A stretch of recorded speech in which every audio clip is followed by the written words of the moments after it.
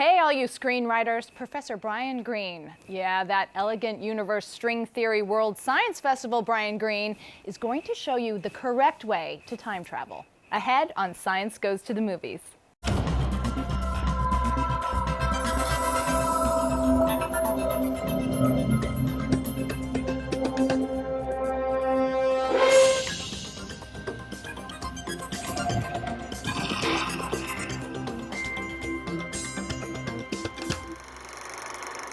Welcome to Science Goes to the Movies, a look at the stories of science and how they change our culture. I'm Faith Saley. Welcome. Today we have Brian Greene, professor of math and physics at Columbia University and chairman and co-founder of the World Science Festival. Brian, thank you so much for being here. Thank you. The idea of time travel appears in stories as ancient as the Sanskrit epic, the Mahabharata. A Japanese tale called the Urashima Taro, believed to have been written in the year 720, tells a story of a fisherman who spends 3 days in an undersea palace and returns home to find 300 years have passed. Here in America, 1819 brought us Rip Van Winkle. But in all these stories, characters only skip forward in time. And then in 1895, H.G. Wells writes The Time Machine, the first travel backwards in time story to be embraced by many. Now, in the Newtonian universe, backward time travel is impossible. But then along comes Einstein with his curved space-time universe, and the boundaries of time become a little more porous. And now we have an explosion of time travel stories. Okay, so Brian, Newton versus Einstein. Einstein's curved space-time does not exclude the possibility of time travel. Why is that? Well, Einstein shows us that time is far more flexible than we would have thought, based on a Newtonian world, which is really based on our intuitive picture of how the universe is put together. In Einstein's vision, time becomes flexible. It can warp, it can bend, and that definitely allows time travel to the future. That's non-controversial, and it may, although it's much more controversial, allow time travel to the past as well. When you say it definitely allows time travel to the future, meaning that can happen. No debate. That is within the laws of physics as we currently understand them. If you want to see what the Earth is like a million years from now, Albert Einstein lays out a blueprint for what you need to do to get there. Would you like to know what it is? Of course! Yeah, so there are a couple of ways. You can go out in space, travel near the speed of light, and turn around and come back. Your clock will tick off time very slowly compared to clocks on Earth. So when you come back, maybe 1 year has gone by, but a million years may have gone by on the Earth clocks. Or if you don't like traveling near the speed of light, hang out near the edge of a black hole. Again, your clock will tick off time very slowly, so when you come back to Earth, much more time will have elapsed, which means you will have leapfrogged into Earth's future. That is time travel to the future. And there's no one who doesn't agree with this who knows what they're talking about. So is it all gravity and speed? It's speed and gravity. That's the key new feature that Einstein injects into our understanding of time. When Einstein figured that out, how many hundreds of years after Newton lived? Couple hundred, yeah. Couple hundred years.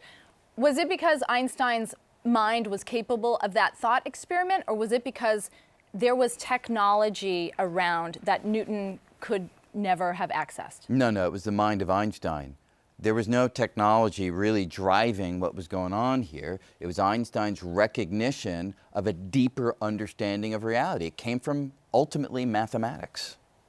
I mean, can we say Einstein was a lot smarter than Newton? No, actually, if you want to put them head to head, I think I put Newton ahead. What? Yeah, because Newton came into the world and there wasn't a base of scientific understanding from him to jump off from. He had no shoulders of giants to stand on. Although he said that he did. But that was just, being quite gracious. He really invented modern way of looking at the world, the mathematical insights to the nature of reality. And look, Einstein was no slouch, don't get me wrong, right? But in terms of revolutionizing the way we engage with the reality, Newton, second to none.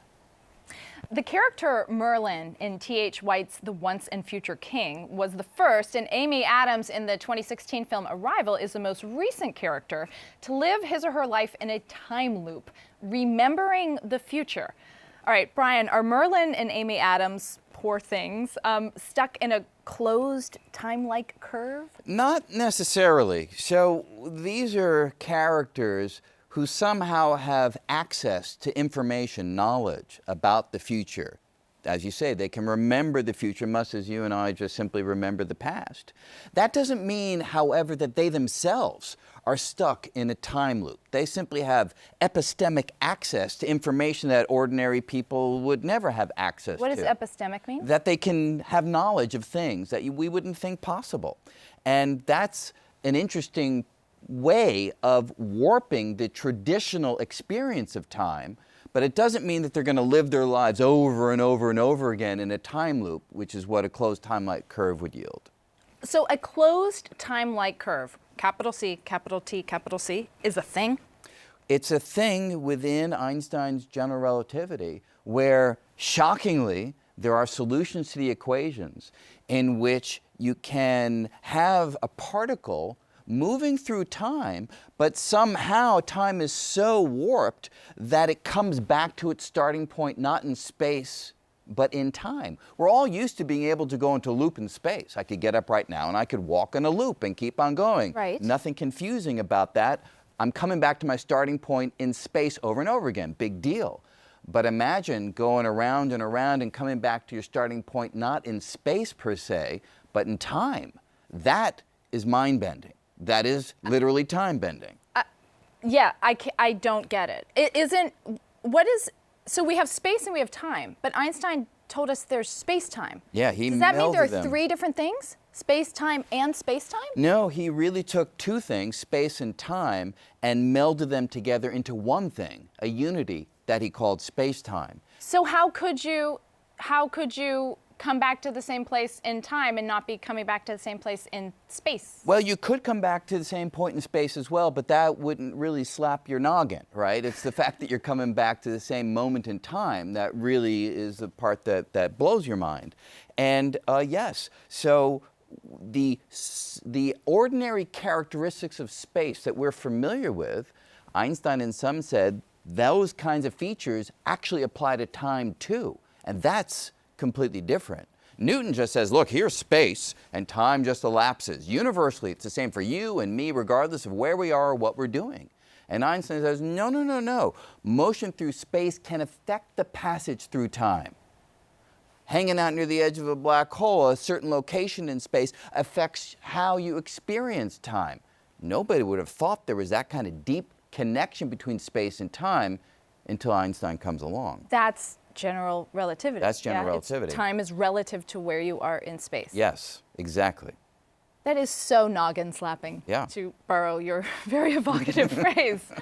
All right, so would I embarrass myself at, say, a dinner party if I suggested that mathematically a closed time-like curve is possible because the whole theory of quantum gravity isn't actually whole? I mean, parts of a comprehensive theory of quantum gravity are missing, right? Yeah, no, that's a vital point. Whenever we talk about Einstein's general relativity or even Newtonian ideas of physics, we're in the realm of so-called classical physics, which means we're not taking into account the insights of quantum physics, which is the physics of very small things. And many physicists believe that we would take the ideas of quantum physics and meld them with Einstein's ideas of gravity, general relativity, then some of these features that we're talking about might go away. So for instance, the thought is quantum mechanics might prevent the possibility of time travel to the past from being executed.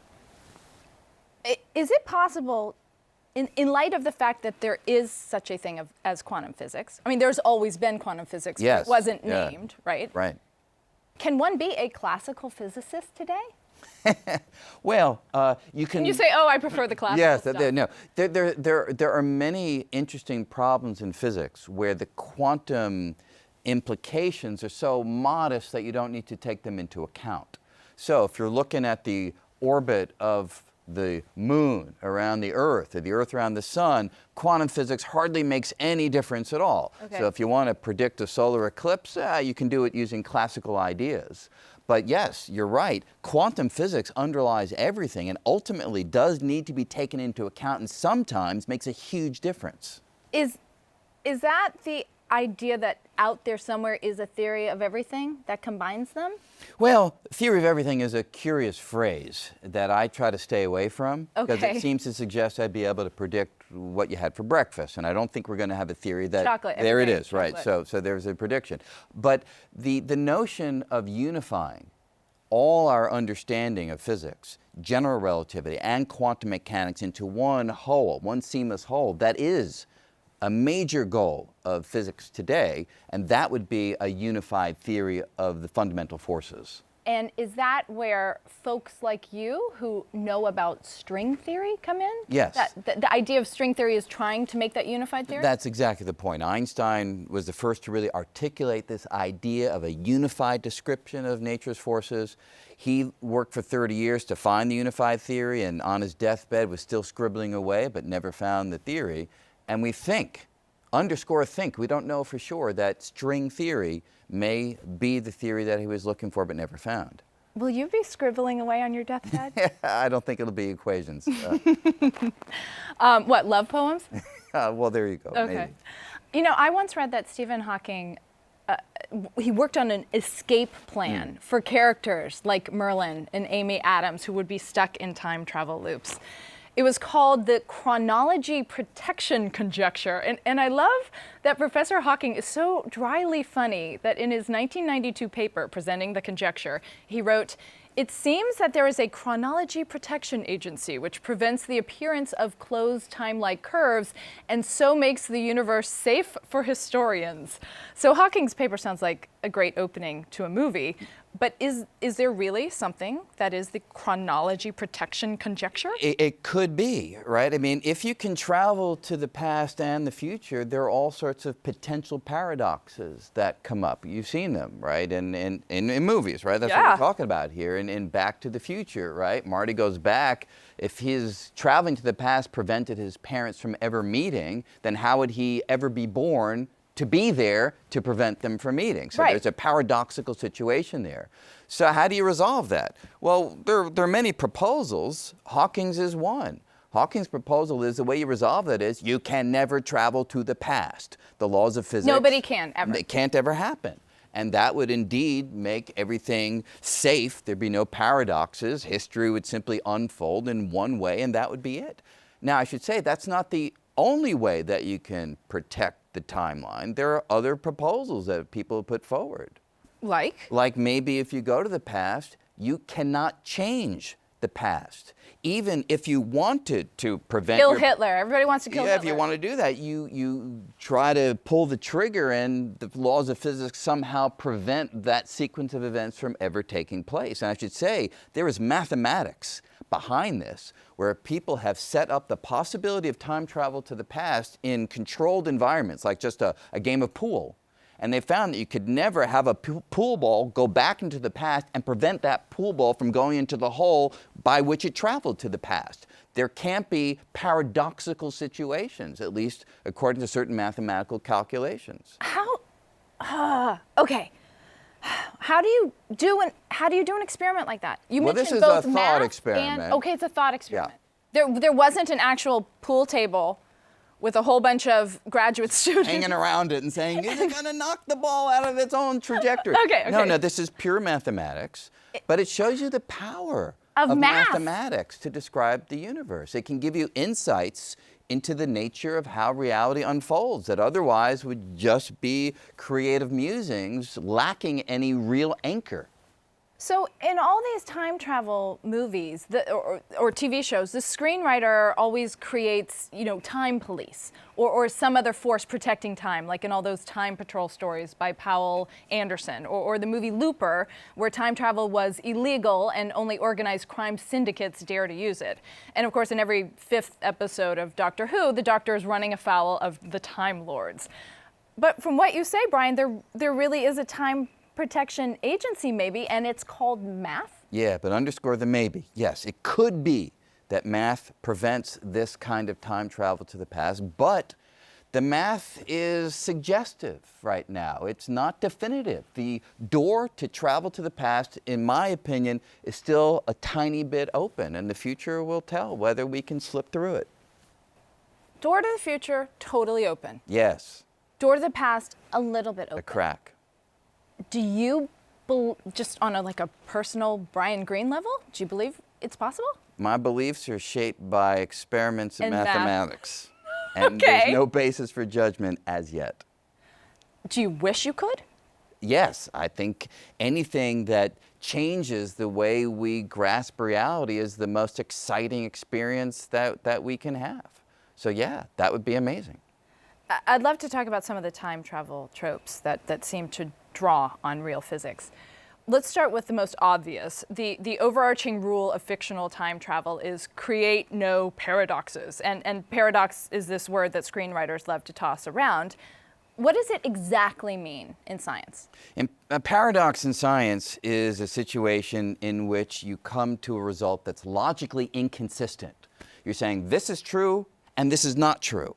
A logical inconsistency, which we call a paradox. And we often throw around the word paradox in science a little bit loosely. Bottom line is, science cannot have any paradoxes. It needs to be logically consistent, logically coherent. That's there are what no science paradoxes. means? Paradox-free? Science makes no sense if it embraces paradox. So, does paradox involve something wrong? Something incorrect? Yes, exactly. So every supposed paradox that science has ever faced, when we looked at it more closely, it may have forced us to change our understanding, but we resolve those paradoxes. We find a way of making those features of reality consistent. That's what we do. But We're the paradox police, if you want to use that language. all right, let's talk about Wolfgang Pauli. Wolfgang Ernst Pauli was born in April of 1900. He was a pioneer in quantum physics, and unbeknownst to him, Wolfgang Pauli has made major contributions to modern sci-fi cinema. In movies like Back to the Future, among countless others, characters traveling backwards must always steer clear of their younger selves. And some time travel flicks go so far as to say that if you touch your younger self while time traveling, you will both immediately explode. All because of the Pauli exclusion principle.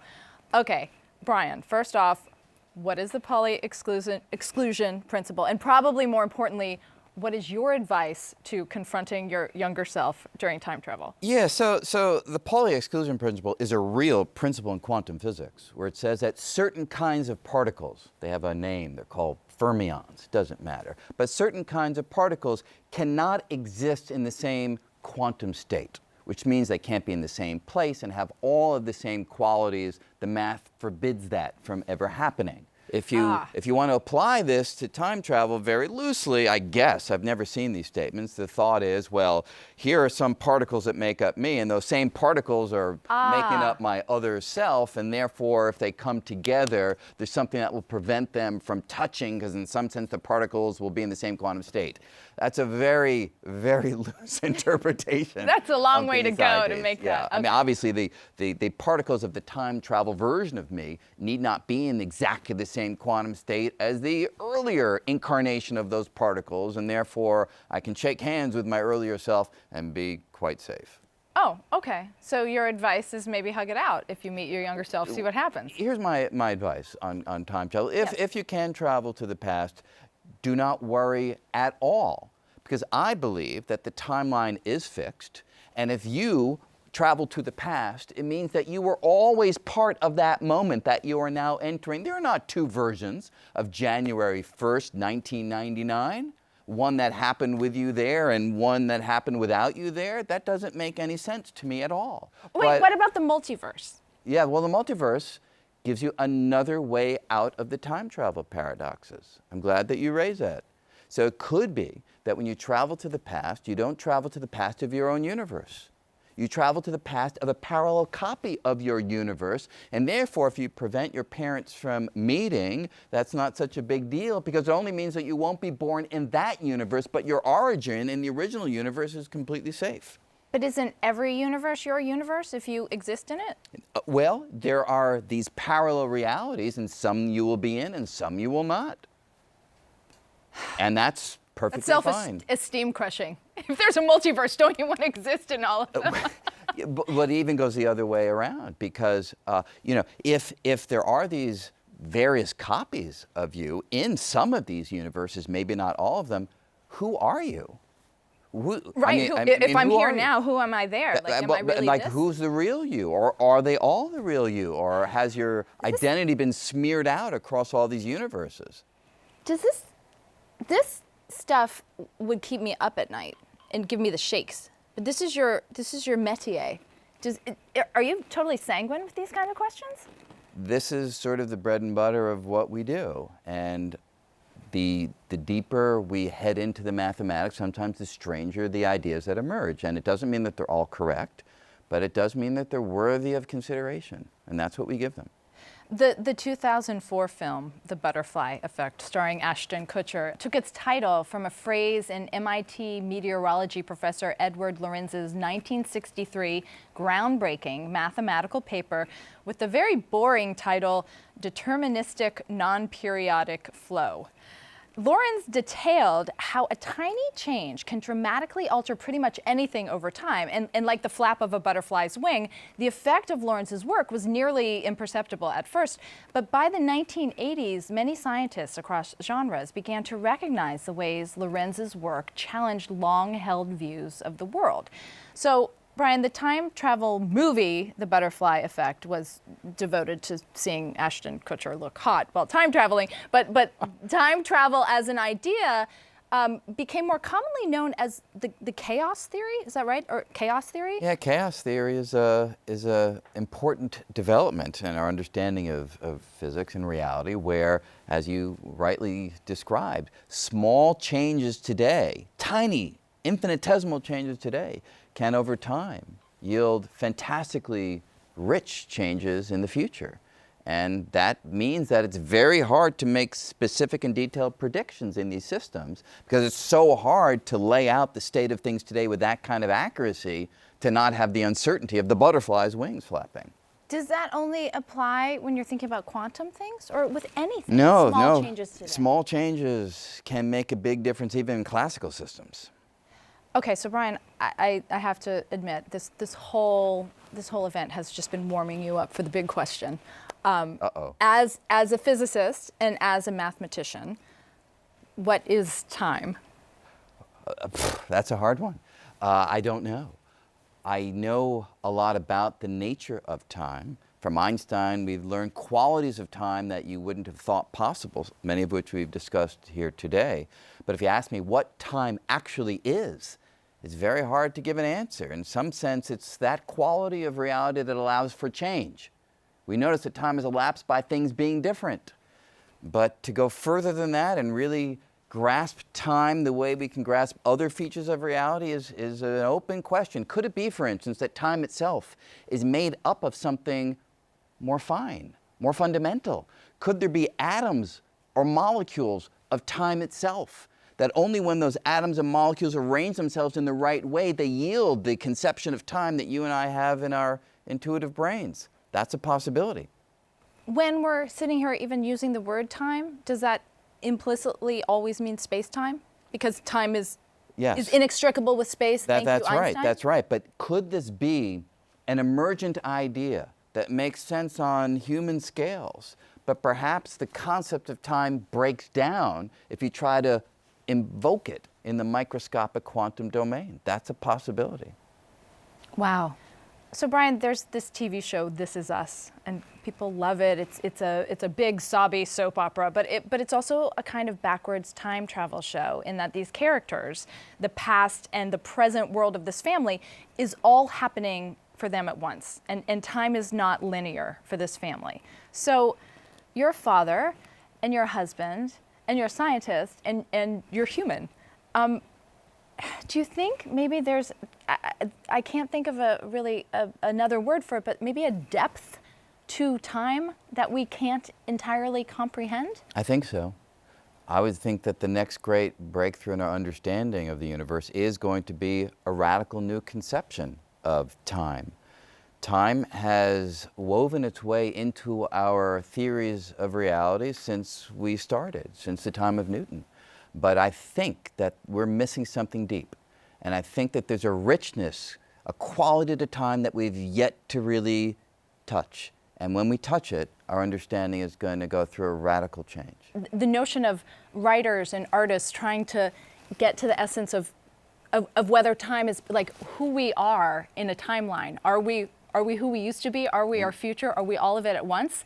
Intersects with what science is trying to get at what time means. Yes, absolutely. You know, somebody once described to me that what life is about is you have this temporal tail that keeps getting longer and longer, and you carry it with you throughout your life. And to be able to look back at these different versions of you that existed at different moments in time, and to recognize that in an Einsteinian world, those versions of you still exist. They've not gone away. They are part of reality at the moment at which they existed. And that's really what we all are. That's what life is. I wish we were stuck in a closed time-like curve so I could keep talking to you forever. Unfortunately, that's all we have time for this show. Brian, thank you so much for joining us today. And we are so lucky to have Professor Brian Greene staying with us to shoot another show. On next week's show, we'll be joined by the fabulous, timeless comic Lewis Black. Mr. Black and Professor Greene will be debating the existence of math jokes. Really, seriously, Black and Greene, math jokes. Be sure to check out our Science Goes to the Movies Facebook page for web-only clips and to keep up with everything related to Science Goes to the Movies all in one place. And if you want to watch past episodes, check us out at www.CUNY.TV under the Science tab, or try out our new YouTube channel where you'll find lots of science and movies.